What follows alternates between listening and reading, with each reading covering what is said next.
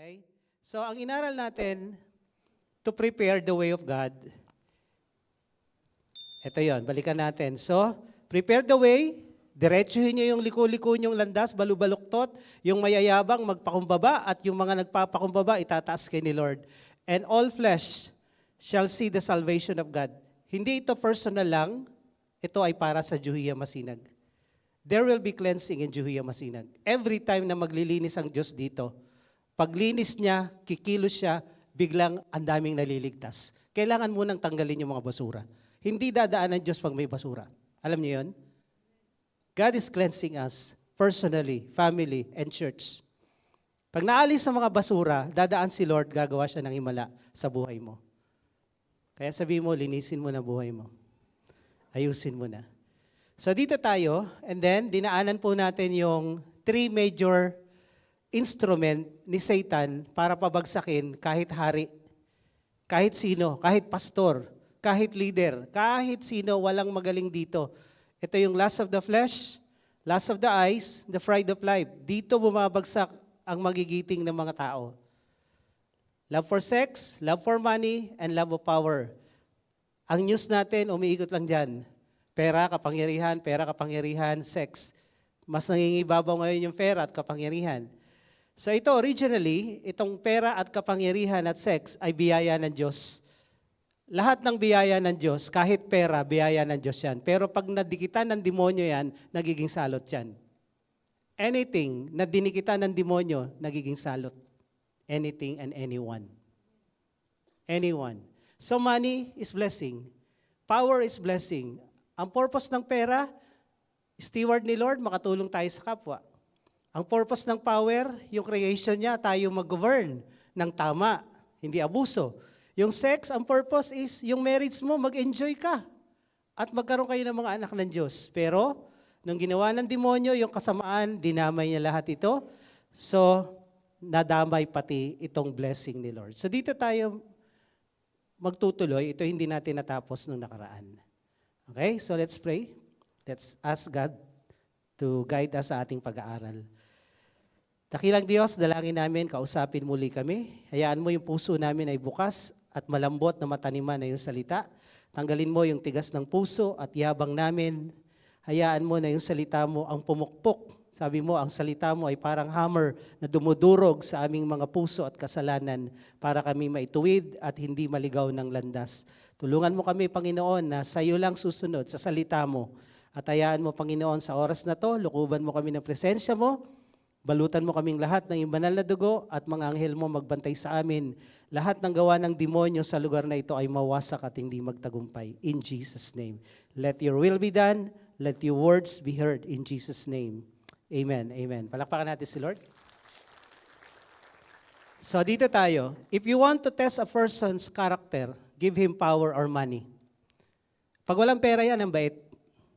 Marami kayong kilalang ganun, di ba? Ako marami. Nung walang-wala, nagmamakaawa sa Diyos, ang bait-bait, humble na humble. Pero pag nabiyayaan na, ano na? Naghumble o yumabang? Naghambog. So masusukat mo ang tao pag may pera o kapangyarihan.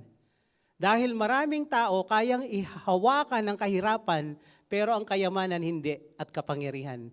Ngayon, pag pinagsama mo ang power and money, nako, disaster to. Pag ang tao hindi marunong humawak ng pera at kapangyarihan at nagkaroon parehas nito, ang pera ay kapangyarihan. Okay? Position and influence is power. Leadership is power. Pag pinagsama mo, money is power also. Pag pinagsama mo tong dalawa, magkakaroon ka na absolute power. At alam natin yung kasabihan, power corrupts. And absolute power corrupts absolutely. Kaya nga lahat ng tao gusto nila yung pinakamataas na posisyon. Pag ikaw military, anong inaabot ng military yung pinakamataas na posisyon?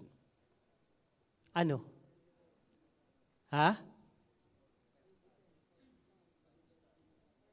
5-star, paputok yun, di ba? Yung pinaka-cheap. Pinaka-cheap. Sa pulis, ganun din. Dahil pag narating mo pinakatugatog, parang wow, yung pinakamataas na pangarap ng isang pulis, isang military na abot mo. Pag ikaw naman, senador, anong gusto mong pinakamataas na posisyon? Senate President, Congress, Speaker of the House, teacher, principal. Di ba? So, nandiyan sa puso ng tao yung gusto ko yung pinakamataas. O pagkatapos maging Senate President, ano naman? Wala na, President na.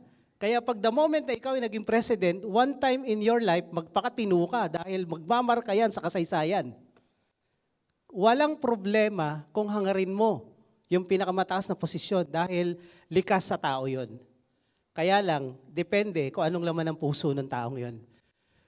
Yung tunay na laman lalabas pag nakuha niya na yung gusto niyang makuha. Kaya minsan si Lord sa mga Christian, nagpe-pray ka ng blessing, ayaw kang bigyan. Kasi alam ni Lord, mapapahama ka eh. Makulit ka. Hindi Lord, buti pa yung mga unbeliever, binibless eh. Kami rin. So binless ka, lalayo ka kay Lord. Yun yung topic natin nung nakaraan. The love of money is the root of all evil. Ibig sabihin, pag minahal mo na pera, lahat ng kasamaan at kasakiman gagawin mo na. Wala ka nang hindi kayang gawin pag minahal mo ng salapi. You can kill, you can destroy relationship, even si God, nilalayuan mo. Sabi doon sa Timothy 6:10, maraming nag-backslide dahil sa pera. Maraming lumapit sa Diyos dahil sa problema at kahirapan. Marami. Di ba? Yung iba sa inyo, lumapit kay Lord dahil dumaan sa hirap, pero ang daming nag-backslide dahil sa datong. Kaya sabihin mo sa katabi mo, kaya-kaya ni Lord pagkatiwalaan ka. Dahil ang pera ay kayamanan at kapangyarihan, ang power, pag pinagsama yan, ang pagiging kurakot ay kompleto na. Kung may demonyo sa sex, may demonyo sa pera, ano yung demonyo sa pera? Panangalan? Mammon, greed. Ang demonyo naman sa kapangyarihan, sa power, position, and authority, nakasulat sa Ephesians 6:12. Sabi dito ni Pablo, hindi tayo nakikipagdigma sa mga laman, sa mga tao, kundi sa mga rulers, against authorities, against cosmic powers over this present darkness, against the spiritual forces of evil in the heavenly places. Eto, mga demonyo to, na nung nagrebelde si Lucifer sa langit, umalis siya, yung 1/3 of angel sumama sa kanya. Bakit sumama? Binuyo niya, binudol niya lahat ito, at pinangakuan niya, patatalsikin natin yan, yung God na yan, na wala nang ginawa, kundi utusan tayo, sambahin sila, Diyos Ama, Diyos Anak at Espiritu Santo. So nagrebelde si Lucifer, nagkudita sa langit, at napatalsik sila. Pero ang promise niya sa mga 1/3 of angels, lahat tayo magro-rule and reign. Maghahari tayo. Kaso hindi pwedeng gawin sa langit yun. So ang nangyari, pinatalsik sa lupa, dito sila naghahari. So ngayon, pinangakuan ni Satanas itong mga demonyong ito na may posisyon kayo. So para yung posisyon nila ay magkaroon ng effectivity at pakinabang, mapil yung kanilang ego na, sinasamba kami, may authority kami. Anong gagawin nila sa lupa? Spirito itong mga to eh. Alam niyo bang spirito hindi namamatay? Kunyari, spirito ni Jezebel, pinalayas natin. O yung may kargang Jezebel, lumayas. Pero yung spirit, lumamasyal yan, bumabalik yan. Lalo yung Amalek. Lumilipat lang yan ng tao. Hindi namamatay spirito. Kaya pag yung tao mahina, pasok. Pasok na pasok sa banga talaga yung mga spiritong yan. Pag nagbabackslide yung tao, hindi na sumusunod kay Lord, pasok talaga. So itong mga demonyong ito, saan kakapit? Na ang tawag sa kanila, rulers, authorities, powers. Sa ibang translation, principalities. Saan papasok? Saan titira? Kung saan may kapangyarihan. Magmula sa Malacanang, sa Senado, sa Kongreso, hanggang sa barangay. Kung saan may pamunuan, nandun sila nakatira. And they will corrupt that power para yung kanilang naisin maipatupad sa bawat lugar, bawat bansa. Itong mga demonyong ito, mahirap talunin to. Kaya nga, sa totoo lang, wala tayong pag-asa sa politika. Si Lord lang ang pag-asa natin. Dahil si Lord lang hindi kaya i-corrupt ng demonyo. kahit pastor, kahit Kristiyano na papasok sa politika, nabubulok. Nabubulok. Nasisira ang testimony. Bakit? Ang laking demonyo ang nakatira sa mga powers na to. At kung ikaw compromise, hindi mo talaga totally mahal si Lord, wala, laglag ka dyan. Ang dami ko nang nakita. So may mga demonyo sa bawat kapangyarihan. Ngayon, nahayaan na lang ba natin silang maghari? Of course not. Kaya we need people committed to God na hindi kayang bilhin ng pera at hindi kayang tuksohin ng kapangyarihan. Kailangan mayroong mga ganun tao. Na barya-barya lang, natutokso ka na.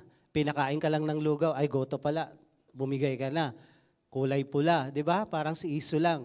So when you have power, you can have money and girls. Alam naman natin yan. May kapangyarihan ka, mataas ang posisyon mo, kaya mong magkaroon ng pera. Kaya bakit tumatakbo sa politika ang maraming tao pag tinanong mo magkano sahod dyan? 30, 50, ha? Tapos ubusin mo maghapon mo dyan? Lingkod bayan. Pwede ba? Huwag nyo kami pinaglululoko. Magkano sahod mo? Kasi, when you have the power, kaya mong yung mga gagawin dyan sa area mo, dumaan muna sa kamay mo. At your own risk, dahil pagkatapos naman ng termino mo, plunder ka. So, kaya mong magkapera pag may posisyon ka. At kaya mong bumili ng babae. At maraming babae nangangailangan ng pera. So madali lahat to. When you have money, you can buy power and girls. May mga kilala akong matataas na tao sa lipunan. Ang mga source po kasi namin from lower to higher. May mga mayayaman na namimili ng mga beauty contestant. Mayroon. Kilala namin sila. Maliban pa sa politician, ha? Of course, politician given na yan. Hindi na yan pinagtataka. Hindi lahat. Hindi lahat. So, money and power, pag meron ka, hindi ka makukontento. You want more. Sabi na Ecclesiastes, he who loves money will not be satisfied with money. Ganon din sa kapangyarihan. Teacher ako, gusto ko maging head. And then, gusto ko maging principal. I want the highest position in the land. Sabi ni Lucifer, I will become like God.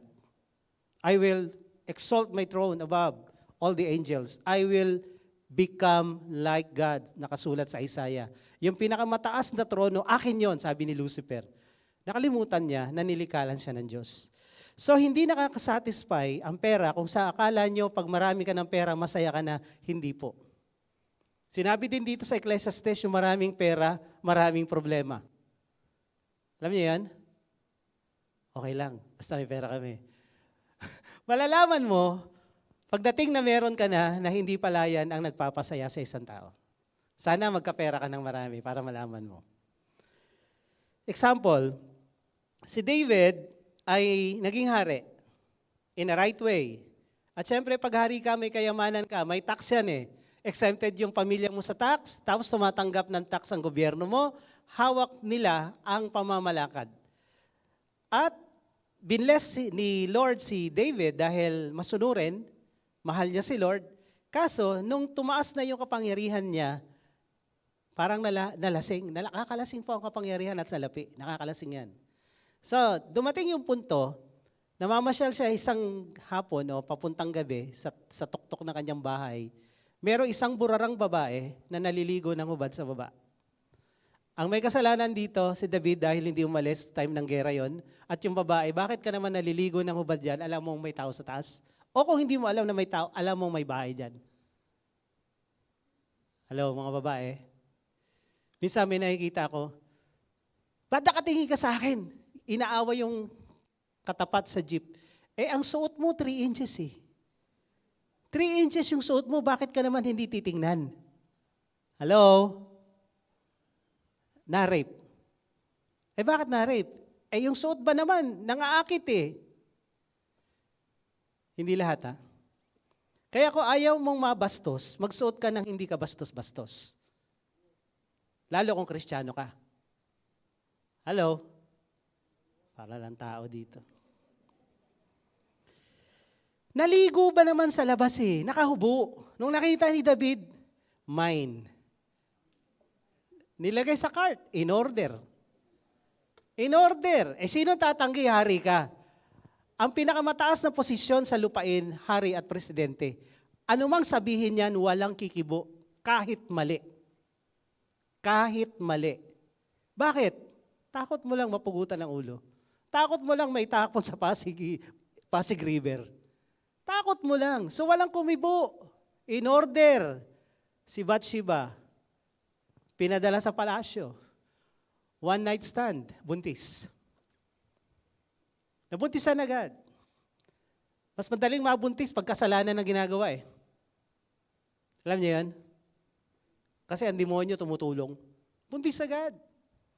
And then, nalaman ng prophet, si Nathan, pumunta siya kay David. Sabi niya, mahal na hari, may nangyaring ganitong kwento.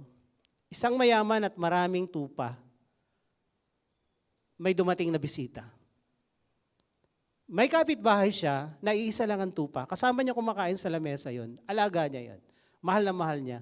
Itong mayaman, na may kapangyarihan at pera, imbis na kumatay na isang tupa sa kanyang alaga, kinuha yung iisa, tupa, nung mahirap. Sumigaw si David, walang hiya yan! Walang hiya kayo! Iisa na lang, kinuha nyo pa, patayin! Sabi ni Nathan, ikaw yun eh. Ikaw yun. Binigay na ni Lord sa iyo lahat.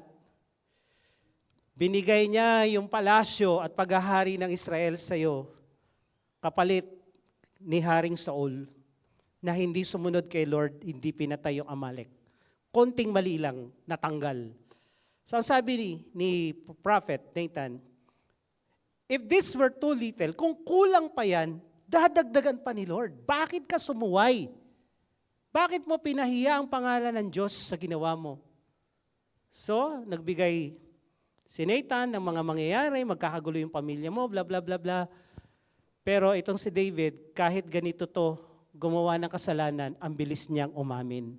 Hindi kagaya ni Saul. Ang kasalanan ni Saul, binuhay yung leader ng Amalek. Pero nagbintang pa, kasi yung mga tao pinipressure ako Ako sumunod sa kanila Ako leader, pero sila nasunod. Tandaan niyo to kahit magkabali-baliktad ang mundo, ang leader hindi susunod sa member. Magkabaliktad na ang mundo. Kung gusto mo sumunod kay Lord, si Lord ang sundin mo. Hello? Tana naman tao. Di pwede yan. Ginawa ni Saul, sumunod. Laglag, tanggal. Ayaw umamin ng kasalanan, pinagpilitan, para kay Lord naman yan Ito si David, hindi ganun. The moment na sinabi mo, may kasalanan ka, agad-agad nagre-repent.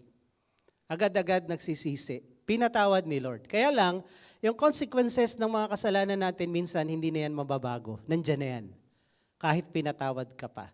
So, may power, may wealth, pero hindi na kontento. Humingi pa ng dagdag. Nakakalasing. And then yung anak niya, parang walang natutunan sa tatay, Solomon. Si Solomon ay pinakamayaman, pinakamatalino, pinaka-powerful. Si David pinakamatapang, si Solomon pinakamatalino.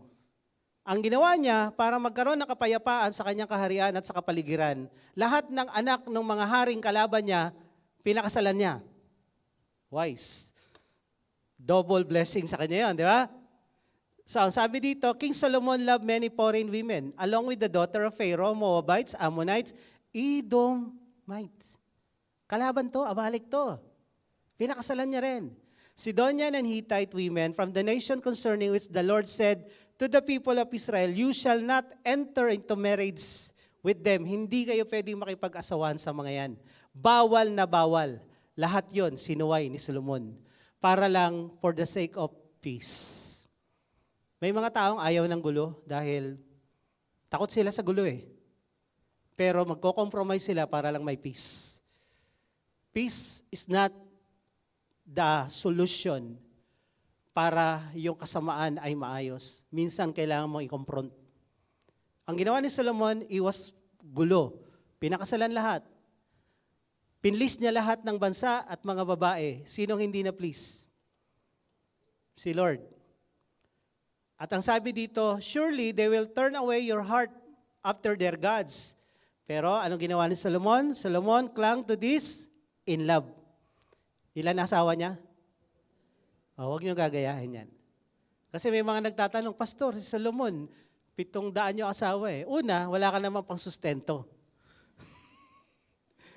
Pangalawa, nasa lumang tipan to. Pangatlo, yan ang naglayo sa kanya kay Lord. Buti na lang sa dulo ng Ecclesiastes, mukhang nakabalik. Nag-backslide to ang tagal, pero nakabalik. So, ang sabi dito, 700 wives who were princesses, magaganda lahat yan. Prinsesa yan eh. 300 concubines, and his wives turn away his heart. Pag meron ka ng pera, meron ka pang kapangyarihan, matalino ka pa, lahat na sa'yo, hindi ka nakukontento. Gusto mong makuha lahat. Lahat ng kapangyarihan at benepisyo ng kapangyarihan gusto mong kunin. Ganito kasama ang kapangyarihan pag hindi marunong ang humahawak. Nung bagong appoint si Solomon na hari, banal na banal, nagpapakumbaba kay Lord. Yung 2 Chronicles 7:14, siya ang nagdasal noon. Sabi niya, Yahweh, itong templong tinayo ko na napakaganda. Pag kami nagdasal dito, pwede ba pakinggan mo kami? Siya yon. Matino nung nagsimula, pero dahil sa kapangyarihan, dahil sa kayamanan, nasira buhay. Hindi lahat ng pinagpapala o maayos ang buhay. Yung iba nasisira. Kaya alamin mo kung saan ka doon. After na ginawa ni Solomon, magpasasa sa kapangyarihan at kayamanan, ito yung kanyang bungad sa libro na sinulat niya. Basahin niyo yung buong Ecclesiastes 1-12. 1-10, pinakita doon yung walang kwenta lahat ng nakuha ko. Pera, babae, talino, pagpapagal, lahat inisa-isa niya, bawat chapter. Lahat ang sinasabi niya, vanity. Sa Tagalog, walang kwenta. Kaya kung akala nyo, pag mayaman na kayo, kayo na yung pinakamakapangyarihan, masaya na buhay nyo, siya hindi. Dahil nalayo siya kay Lord. Ang nagpapasaya sa tao, si Lord, hindi pera. Hindi kayamanan, hindi kapangyarihan. Maraming mayayaman na malungkot ngayon. Magulo buhay ngayon. Dahil ang nagbibigay ng saya, yung Diyos na nagbibigay ng saya, iniwan niya. Kaya ang sabi niya, the words of the preacher, the son of David, king in Jerusalem, vanity of vanities, says the preacher, vanity of vanities. Imagine mo, paulit-ulit. Pag ikaw ganitong kalagayan, walang kwenta, walang kwenta, walang kwenta, walang kwenta. Ano nangyari sa'yo? Diba? Parang imaginein mo, mayaman, matalino, pinakamataas, kinikilala sa buong Middle East hanggang Africa na magaling na hari at walang gera sa panahon niya. Pero nagmumukmuk sa isang sulok. Lang kwenta, lang kwenta, lang kwenta. 700 asawa mo, tapos 300 kabit mo, walang kwenta. Ang dami mong pera, ang ginto at saka pilak, parang common lang sa kaharian mo, walang kwenta. Ang talino mo, lahat mo ng bagay, alam mo sa mundo, tinatanong ka, walang kwenta. Ha? Ba't naging walang kwenta yung mga yan na pinagsisikapan natin yan araw-araw? Bakit nawalan ng kwenta yung pera at kapangyarihan? Dahil nalayo kay Lord. Sabi mo sa katabi mo, tandaan mo yan. Tandaan mo yan. Lahat ng pinagpaguran mo, lahat ng pinaghirapan mo, mawawalan ng kwenta pag nalayo ka kay Lord. Paano ba malayo kay Lord? Nagsisimba naman ako every Sunday.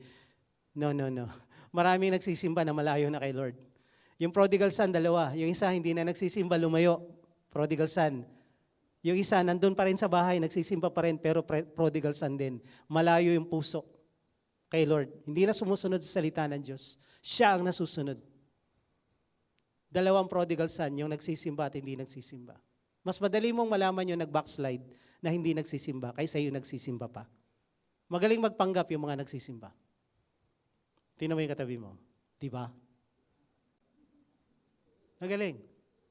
Pero huwag ka magalala, hindi ikaw yan. Si Solomon may kapatid. May kapatid si Solomon, maraming anak si David. Maraming anak si David dahil marami rin siya asawa. Isa sa anak niya na nag-aagawan din sa posisyon para maging hari ay si Absalom. Tatawagin ko tong Absalom spirit, the power grabber.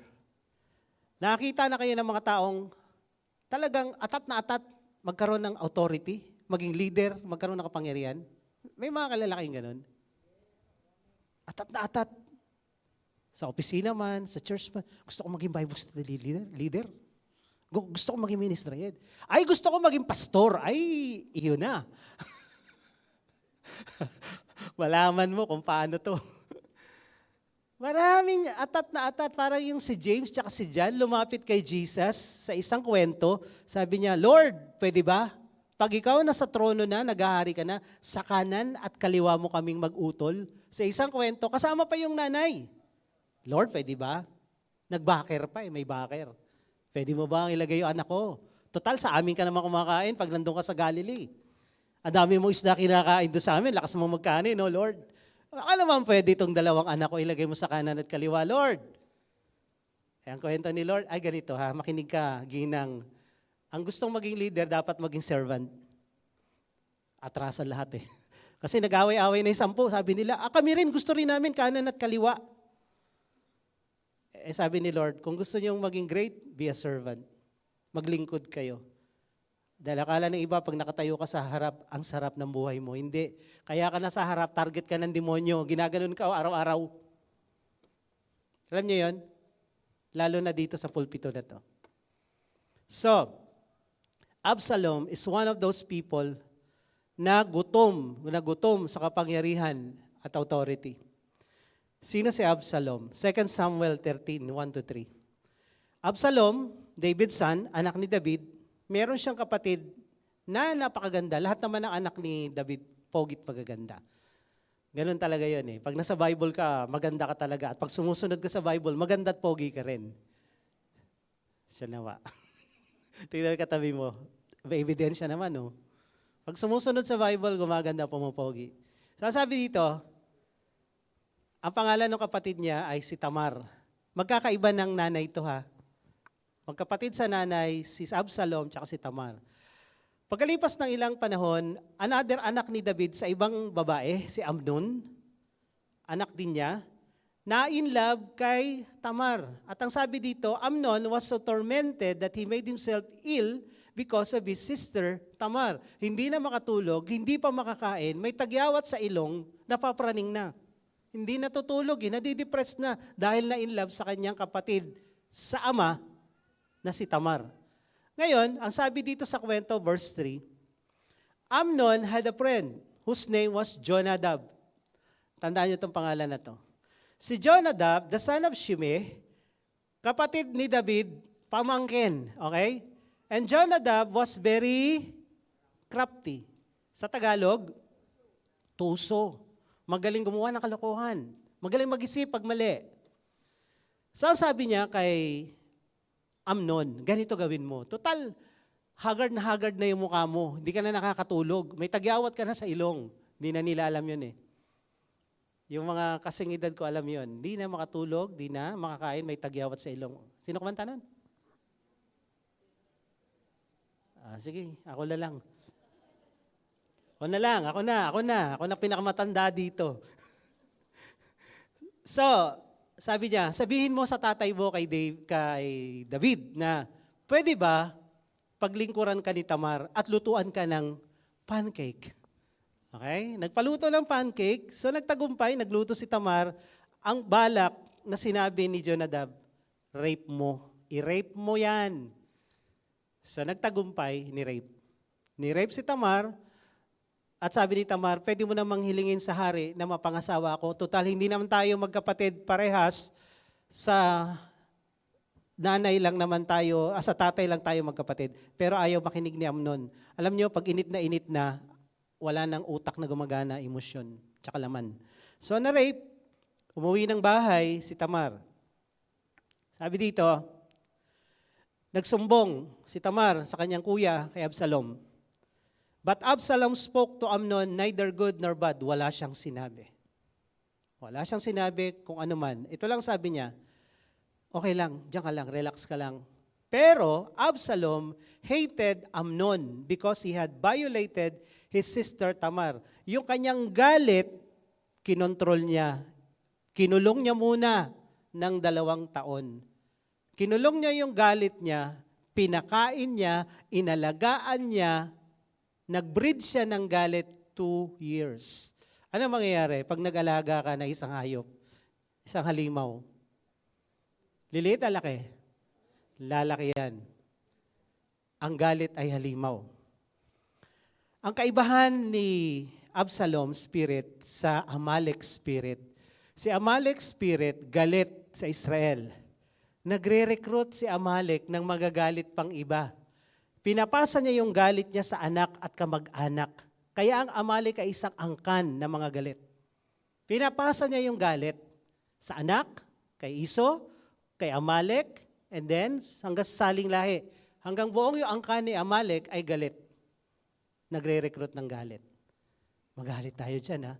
Sino nang na-recruit dito ng mga galit? Magalit tayo dyan. Bakit? Anong ginawa sa akin yan?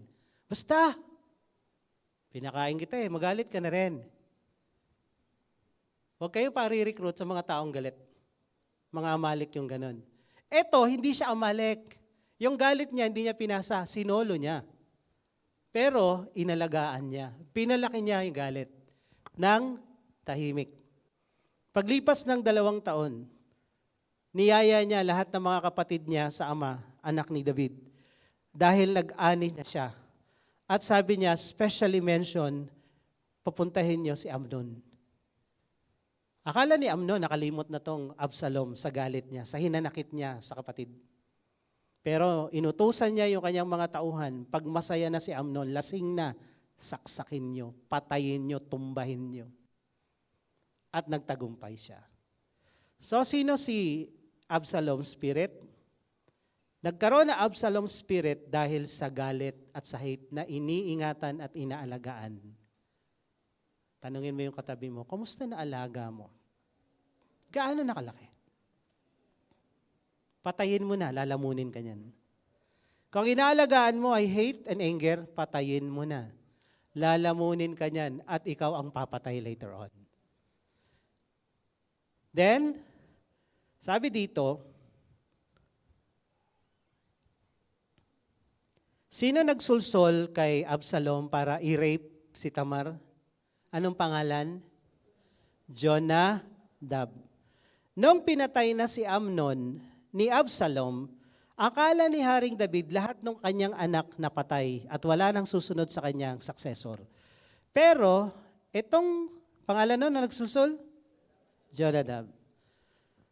Si Jonadab na anak ni Simea, sabi dito kay David, huwag kayong mag-alala, mahal na hari. Hindi napatay lahat ng iyong mga anak, si Amnon lang ang patay. May emotion kaya? Parang tuwag-tuwa pa siyang nabalita, isa lang namatay. Sino nagsulsol kay Amnon naman rape? Siya. Nung namatay si Amnon, nalungkot ba siya sa tono ng salita? Hindi, si Amnon lang yung patay. Parang wala lang. Sinulsulan niya para gumawa ng krimen. Ngayon nung namatay, wala siyang pakels. Mag-ingat sa mga taong sulsul na pinag-aaway ang magkakapatid at magkakaibigan dahil sa kanilang mga galaw. Sinasabi, may mga taong magaling magsulsul at pag nagkagulo na kayo, wala silang pakialam, nagkaaway-away kayo. Sabi mo sa katabi, mag-ingat sa mga sulsul. Walang pakialam sa iyo yan. Susulsulan ka lang na magalit sa kanya, mag-away kayo, pero may concern siya. Wala. Ganyan sino? Jonadab. Pag binasa niya yung kwentong ito, ni David at saka ni Absalom, ang daming names na lilitaw. Lalo na nung napatalsik na si David sa posisyon. May mga tao na kahit wala ng posisyon si David, sumuporta pa rin, sumama sa paghihirap niya. Pero yung iba bumaliktad, nag-traidor kasi, wala na kami mapapala sa'yo, hindi ka na hari, si Absalom na. So lilitaw ang tunay na kaibigan mo sa panahon ng kahirapan, hindi sa panahon ng pinagpapala ka. Pag nahihirapan ka, pinapahirapan ka pa, Amalek yan. Pero naghihirap ka, nandyan, naiintindihan ka, naunawaan ka, kaibigan yan, tunay. Hanapin niyo yon. So 2 taon, inalagaan yung galit, pinatay niya si Amnon. At kay Jonadab, wala lang, hindi man lang siya nakonsensya. Teka, akong dahilan, kaya nag-away itong dalawa eh. Nagsulsul kasi ako eh. Sulsutera ka eh. Hello? Sulsul pa more. Para mag-away lahat, ano? So itong ginawa niya, nagsulsul eh. Paano nagsimula ang Absalom spirit? Ang ginawa dito ni Absalom, matapos niyang patayin yung kanyang kapatid, tumakas, nagtago. 2 Samuel 13, 38, 39. Nagtago siya sa Jesur. Ilang taon? 3 years. 3 years. At nung lumipas yung 3 taon, na-miss siya nung kanyang tatay na si David. So, sabi dito, the spirit of the king longed to go out to Absalom. Gusto niya nang makita si Absalom. Kaya lang, wala din siyang ginawa. So, ang ginawa dito ni Joab, pinauwi niya si Absalom. Gumawa siya ng mga istorya at kwento para mapauwi si Absalom sa Jerusalem. So, napauwi after 3 years. Galit siya sa kapatid niya. Galit kaya siya sa tatay niya? 3 years, 3 years. 14:25, 2 Samuel. Noong nakabalik na siya sa Jerusalem, pumosisyon na siya. Kasi nung tumira siya sa Israel, sabi dito, hindi siya kinausap. Hindi siya kinausap ng tatay niya 2 years. 3 years exile, 2 years sa Jerusalem, hindi sila nag-usap. Ilang taon? 5 years. Pagdating niya ng Jerusalem, sabi dito sa verse 25, 2 Samuel 14, now in all Israel, there is no one so much to be praised for his handsome appearance as Absalom. Wala, pang Mr. Universe to, ang dating. Sobrang pogi, sobrang tangkad, yung buhok niya ang kapal, talagang hindi niya ginugupitan, yearly lang, ang kapal-kapal, ang haba. And then sabi dito, handsome in appearance, from the sole of his foot to the crown of his head, there was no blemish in him. Walang kapintasan. So anong nagtulak para magkaroon ng Absalom spirit? Kanina sabi natin, because of anger and hate. 2 years inalagaan. Nagkakaroon ng Absalom spirit ang isang tao, pag yung galit niya, inaalagaan niya. Hindi niya pinapatay. Pangalawa, pag yumabang yung taong yun, akala niya, pogi ka, magaling ka, dami mong talent, yumayabang ka. Pride and arrogance. Then, after 2 years, 5 years na lumipas, na hindi sila nag-uusap ng kanyang tatay, Joab went to the king and told him, ganito kasi nangyari, pinauwi siya ni Joab sa Jerusalem, pero hindi siya nakausap ng tatay niya. So nagalit si Absalom kay Joab, sinunog yung plantation ng barley. Sabi niya sa mga tao, sunugin niyo yan. Sinunog. Pumunta ngayon si Joab, bakit mo sinunog? Magkakamag-anak to. Bakit mo sinunog? Sabi niya, kasi pinauwi-uwi mo ako dito, hindi naman kami nag-usap ng tatay ko eh. Ayun, agad-agad, pumunta si Joab, baka mamaya isunod naman yung plantation ng kanyang olive oil. Ng mga iba pang plantation niya, sunugin din itong taong to. Ganito katindit utak nito eh. So, tinawag si Absalom. He came to the king and bowed himself to the ground, and the king kissed Absalom. So, anong ginawa ni David sa kanyang anak na pumatay? Anong ginawa? Niyakap. At alam naman natin yung kultura ng Middle East, pag nanonood kayo sa news, yung mga Arabo, di ba, yung mga Qatari, pag nagbatian sila, ganon, may bilang ata yun, 1, 2, 3, 1, 2, 3. Di ba? Yun yung halik nila. So ganon ang ginawa ni David, it symbolized na forgiven. Yung pagmamahal, binigay niya doon sa kanyang anak na si Absalom. Pero, yung kaplastikan at katraidoran nitong si Absalom, hindi alam ni David. Yung pagiging makasarili ni Absalom, bakit magiging makasarili? Kung ikaw ba naman 2 years hindi ka kinausap ng tatay mo, anong mararamdaman mo? Masaya o nasaktan ka? Masasaktan ka kaya hindi ka kinakausap ng tatay mo 2 years? Yes? Yes. Nasaktan si Absalom.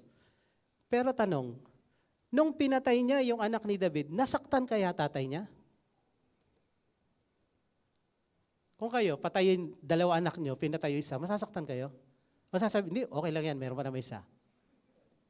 Masasaktan kayo pag pinatay yung anak niyo? Kahit anak mo rin yung pumatay? Masasaktan magulang pag namatay ang anak? Yes or no? Yes. Ang problema kay Absalom, akala niya siya lang ang may karapatang masaktan. Nasaktan ako eh. Pero yung tatay mo, sinaktan mo din, di mo alam? Di mo alam? Hindi niya alam na nasaktan niya yung tatay niya. Wala siyang pakialam na nakasakit siya sa iba. May mga taong selfish, huwag mo ko saktan. Wala akong pakialam kung masaktan kayo. Ako lang nasasaktan. Monopoly ko ang masaktan. Ako lang. Tandaan niyo to, lahat tayo nasasaktan. Huwag kang makasarili. Selfish. Siya lang nasaktan. Hindi niya naisip, teka lang. Nasaktan kaya yung tatay ko? Nasaktan siya, nagtanim siya ng galit kay David. 2 years. And then, Samuel 15, 1 and 2. Dahil nagalit siya kay David, nasaktan siya ni David, ang ginawa niya, dahil pwede na siyang mag-ikot-ikot sa Jerusalem, may approval na nung hari, tinanggap na siya, pinatawad na siya, minahal na siya ulit, ang ginawa niya, himbis na magpasalamat at magpakumbaba at mag-reconcile, ang ginawa niya, kumuha siya ng mga karwahe, kumuha siya ng 50 na katao para tuwing babiyahe siya, nasa unahan niya. Big time. May convoy. At ang ginagawa niya araw-araw, yung gate papuntang palasyo, pupwesto siya doon sa gate. Lahat ng taong pupunta sa hari, hinaharang niya. At ito ang ginagawa niya. Absalom used to rise early and stand beside the way of the gate. And when any man had a dispute before the king for judgment, Absalom will call to him and say, "From what city are you?" And when he said, "Your servant is from such tribe in Israel," tinatawag niya. And then sabi dito, 3 and 4, Absalom would say to him, "See, your claims are good and right, but there is no man designated by the king to hear you." Then Absalom would say, "Oh, that I were judge in the land, then every man with dispute or cause might come to me, and I would give him justice." Ganito. Nandiyan yung papuntang palasyo, pipwesto siya rito, dito daanan ng mga tao, tatawagin niya, "Saan ka pupunta?" "Sa hari, may problema, kailangan kong tulong." "Anong problema mo? Saan ka bang galing na syudad?" Ganito. "Ay naku, yung hari, busy yan eh. Wala nang panahon sa'yo yan. Sa akin ka na lang lumapit. Alam mo, kung ako nakaposisyon doon, madali lang yan. Dali lang yan. Akala, yung hirap na hirap yung hari sa posisyon niya. Naku, mahinang nila lang yung hari na yan. Mahina yung leader na yan eh. Tingnan mo, hindi kayo nakasikaso. Mahina kasi. Pero kung ako nakaupo, hindi ganyan. So lahat ng lumalapit araw-araw, iyon ang ginagawa niya. Hinaharang niya, kung ako lang ang hari, kung ako lang ang leader, hindi ganyan. Mas maganda ang mangyayari. So, lahat ng tao ngayon na lumalapit sa hari, hindi nakalapit sa hari. Kinakausap niya. Minamanipulate niyan by words. Ang galing niya magsalita. No? Ang galing niya magsalita. Yung galing mo magsalita, gamitin mo sa tama. Galing niya magsalita. So, hindi na pupunta sa hari yun. Kasi, walang panahon ng hari. Busy na si hari. Stress na masyado si hari. Okay? Stress na si pastor. Tayo na lang mag-usap. Huwag mo na lang ipapaalam sa iba, ha? Hello? Kung sa church nangyari yan at yung Bible study leader nyo, kung ano-ano nang sinasabi sa leader nyong iba, lalo kay pastor, Absalom yan. Markahan mo na sa noo yan. 666. Absalom yan. Pag sinasabi, kasi dapat ganito eh. Absalom yan. Absalom yan. Gusto na niyang agawin yung kapangyarihan kay David. And then, verse 5 to 7. And whenever a man came near to pay homage to him, he would put out his hand. At ang sabi dito, thus, ahalikan niya, beso-beso. Thus Absalom did to all of Israel who came to the king for judgment. Lahat ng pupunta sa hari, ganon ang ginawa ni Absalom. So Absalom, ano daw? Anong ninakaw niya? Alam niyo, maraming klaseng pagnanakaw.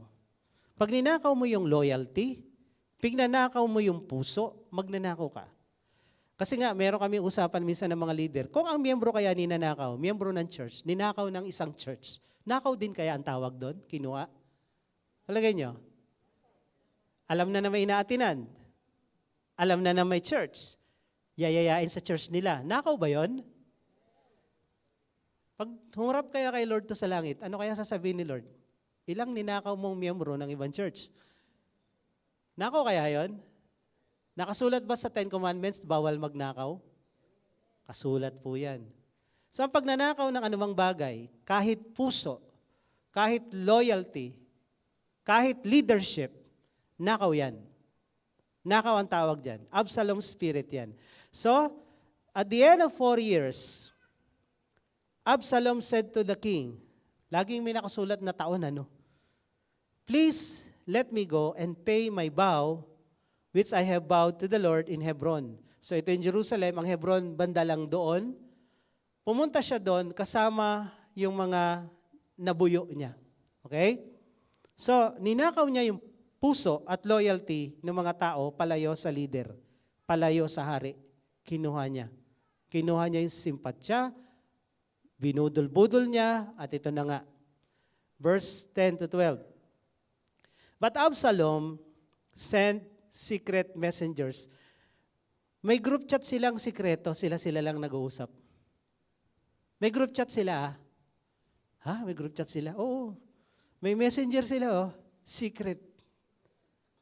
Throughout all the tribe of Israel, saying, as soon as you hear the sound of the trumpet, then say, Absalom is the king at Hebron.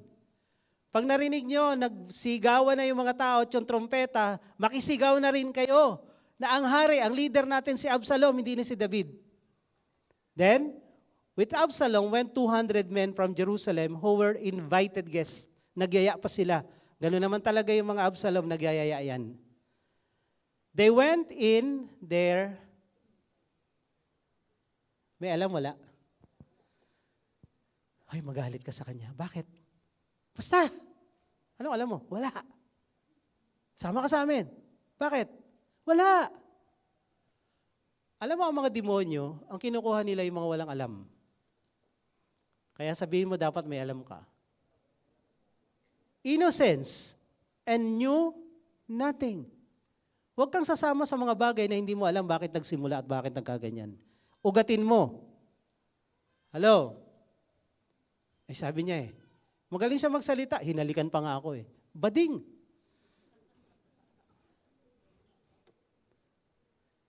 Huwag kang magpapabudol sa mga ganito. So, ang sabi dito ni Absalom, isigaw nyo, hari ako.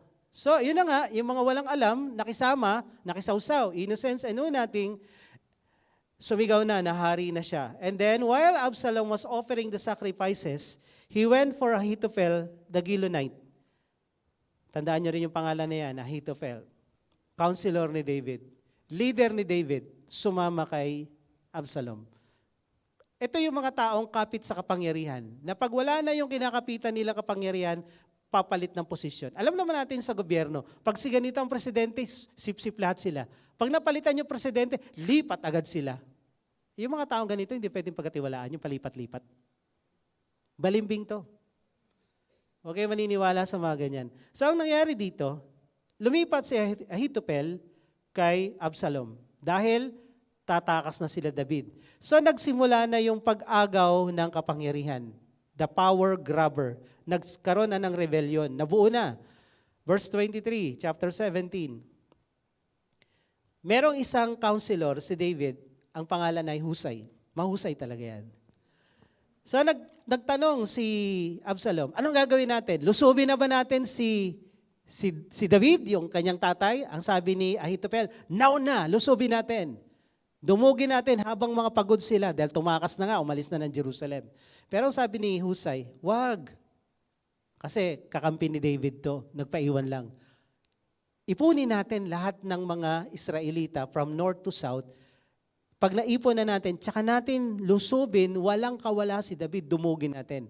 So yung mga nakikinig, nagpagalingan ng advice, sabi ng iba, kasi takot sila sa army ni David, mga killer to, mga giant killer to. Takot sila na baka pag sila lumusob, mapatay sila. So naisip na, oy, mas marami. Pag napatay yung iba, okay lang. So napili yung advice ni Husay.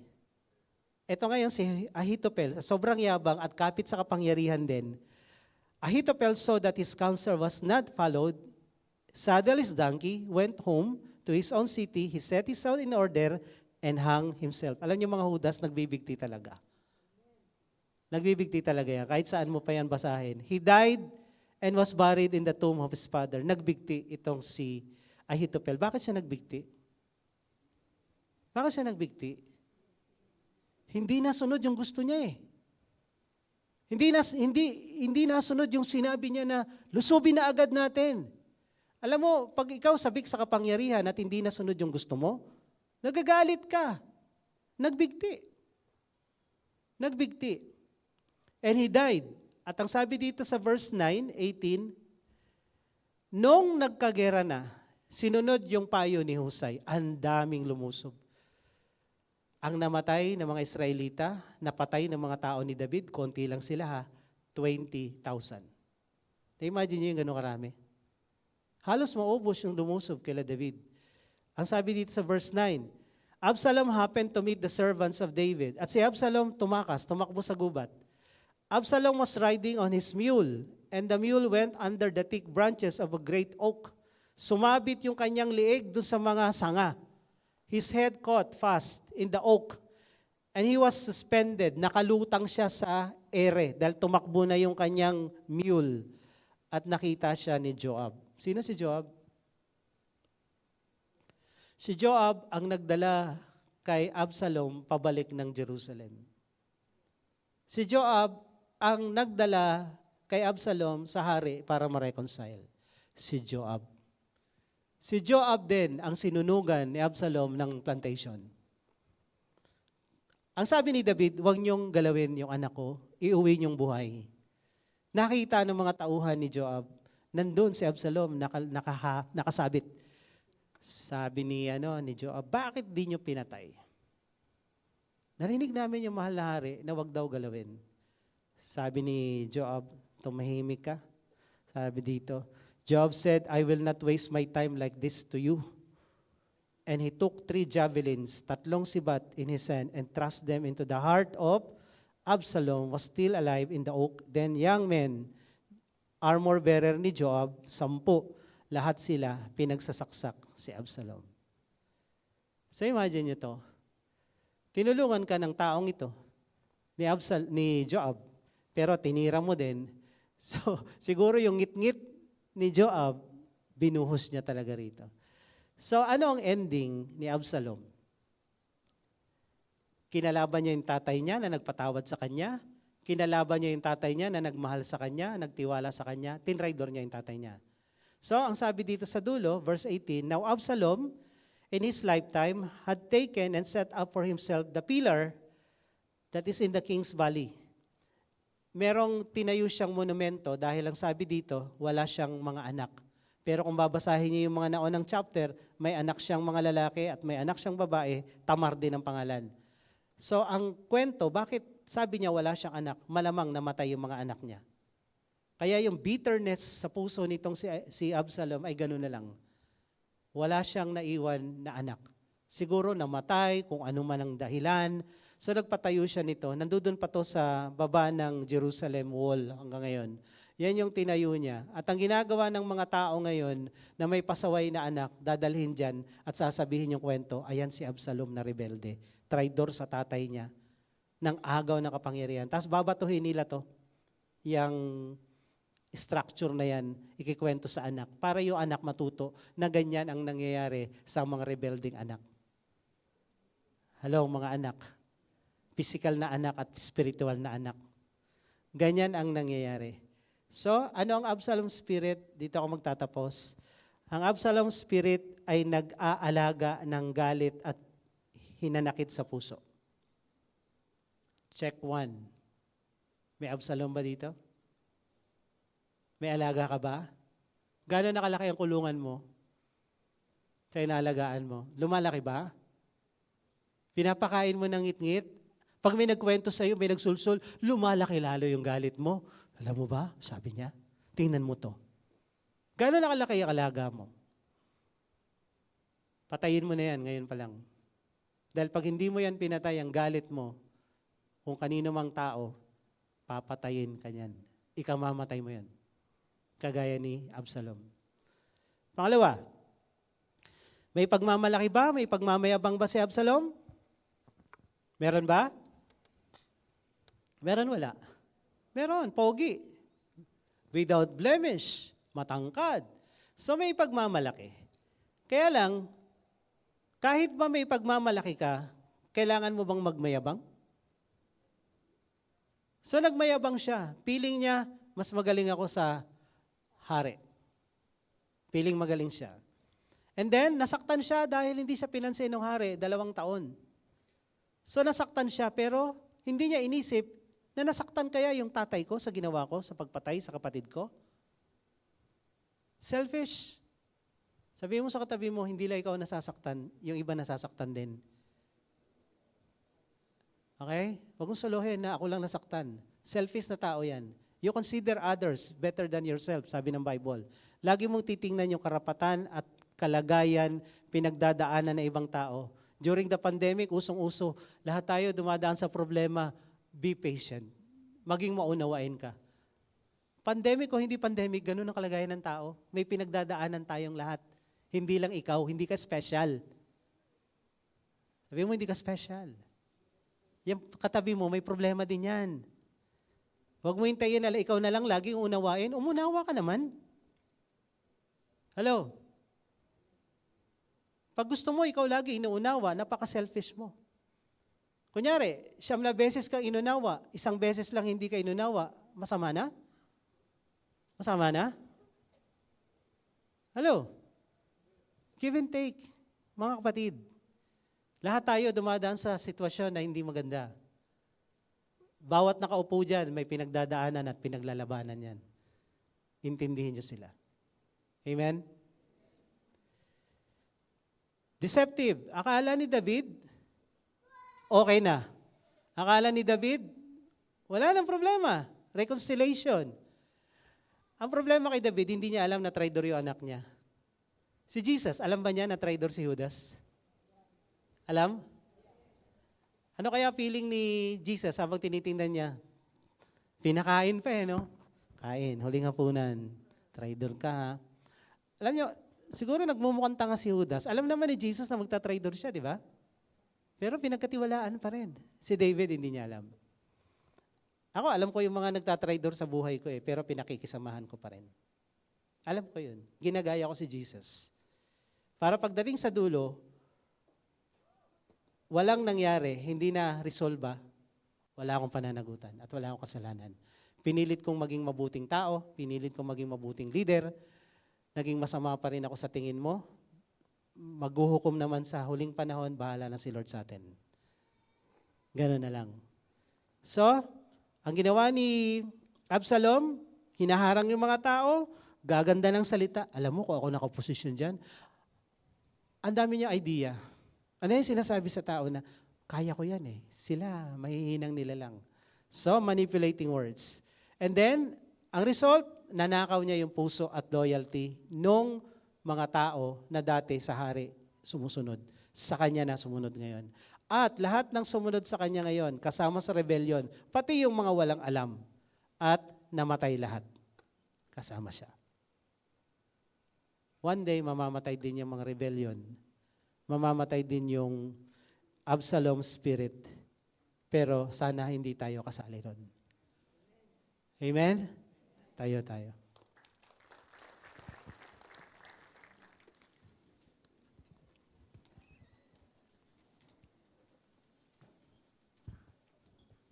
Meron po bang first-timer? May ngayon lang po naka-attend. Pwede pong itaas ang inyong kamay, wagayway kung may ngayon lang nakapunta rito. Meron po? Hindi ko makita. Meron, wala. Pag meron po, baba po kayo dito. Closing prayer na tayo. Pag-pray ko lang kayo. Sige po, kung meron, may nag-invite, pakisamahan. Kung wala naman, yung mga usher na nandyan malapit, ano po. Yan, tayo po kayo dito sa harap. Harap kayo sa akin. Meron pa po ba?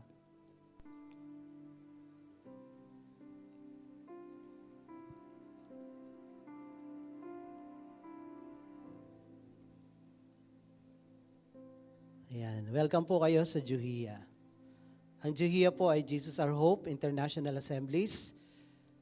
Kami po ay walang tinataas kundi si Jesus lang at wala kaming tinuturo kundi Bible lang. Ang Bible po, ang sabi ng Timothy 3, ang Bible ay gamit sa pagtuturo ng tama, pagtuturo ng kung anong gagawin natin sa buhay, kaya manual for living ito. Pagtutuwid din sa mga maling ginagawa. Ang topic natin ngayon ay pagtutuwid. Kasi ang sabi doon sa Lucas 3, ituwid nyo yung mga likulikong landas. Dahil umaasa tayo, kailangan natin ng tulong ng Diyos. Ang Diyos hindi siya dadaan sa mga baliko, sa mga lubak-lubak. Hindi siya dadaan, hindi siya pupunta ron.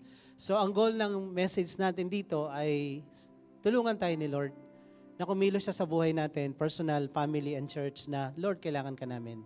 Hindi namin kaya to. Kailangan ka namin. At hindi dadating si Lord kung wala tayong gagawing paghahanda. So, ito po yung paghahanda na ginagawa natin. Dinidiscuss natin yung mga major na gawa ng demonyo sa buhay ng mga tao. Lahat tayo. Tao tayo eh. So, lahat tayo minsan na dadaya ng lahat ng spirito ng ganito. Walang perfect sa atin. Pero kaya natin to inaaral para maingatan natin sarili natin. Pag nandito na tayo, may checklist tayo. Kunyari, nakadalawa tayo dyan, ayusin na natin to. Delikado tayo ron. Okay? At magsisimula po yung pag-aayos kay Jesus. Pag pumasok si Lord sa puso natin, tsaka lang tayo magkakaroon ng chance na ayusin to. Pag wala si Lord, mahirap bumait, mahirap tumino pag wala si Lord. So, magpe-pray po tayo. Tanggapin natin si Jesus. Pwede po ba? Lahat tayo pumikit at yumuko. At kung pwede, itaas natin yung isang kamay natin sa Diyos. Tayo magpe-pray. Sumunod kayo sa panalangin ito. Sabihin niyo, Panginoong Jesus, ako po'y lumalapit sa iyo, nagpapakumbaba.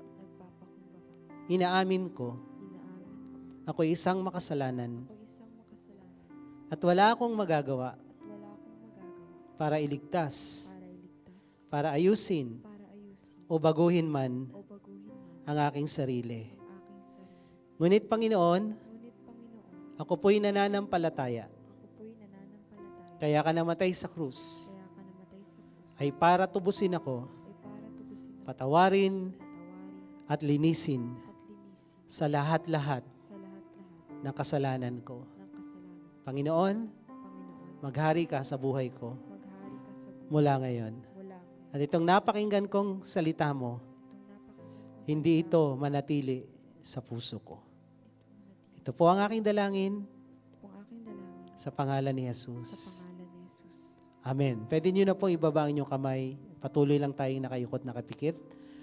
Ako na lang magpipray. Lord, salamat sa mga anak mo na nandito sa harapan. Dalangin ko na itong araw na to ay turning point sa buhay nila.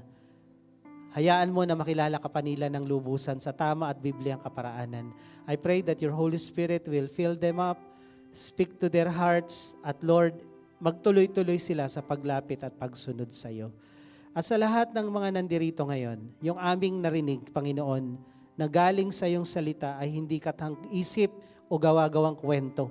Ito ang katotohanan na sinabi mo, ang katotohanan ang magpapalaya sa amin. Kung kami man ngayon ay naaapektuhan ngayon ng spirito ni Absalom, we rebuke this spirit, the Absalom spirit, sa lugar na to, sa buhay ng bawat isa, sa iglesyang ito, we rebuke the Absalom spirit in the name of Jesus. In all sizes, in all forms, we rebuke it. Pinapalayas namin ang spiritong ito, wala kang lugar, wala kang karapatan sa buhay, pamilya namin at sa church na to in the name of Jesus. Kasama na ng mga spiritong in-expose namin, Ahab spirit, Jezebel spirit, Amalek spirit, lahat kayo'y mga demonyo, lumayas ka. Lumayas kayo sa buhay, puso ng bawat isa. Lumayas ka sa lugar na to. Lumayas ka sa pamilya namin. Lumayas ka sa buhay namin. Lumayas ka sa church na to. Only the Spirit of God is allowed in our lives, in our hearts, in our family, in our home, in this church. Only the Holy Spirit. Holy Spirit, we need you. We welcome you. Fill our hearts, fill our minds, fill this church. Arise, O God, your anointing that will break the yoke. Pour out your anointing in Jesus' name. The yoke of Satan, the yoke of deception, lahat ng mga negatibong spirito. Dahil pag nawasak ang gawa ng dyablo, ang pagpapala mo, dadaloy sa amin, Panginoon. Kaya salamat, Lord, we entrust everything to you. Until next Sunday, continue to protect us and guide us and bless us. We thank you. In Jesus' name we pray. Amen and amen. God bless you all.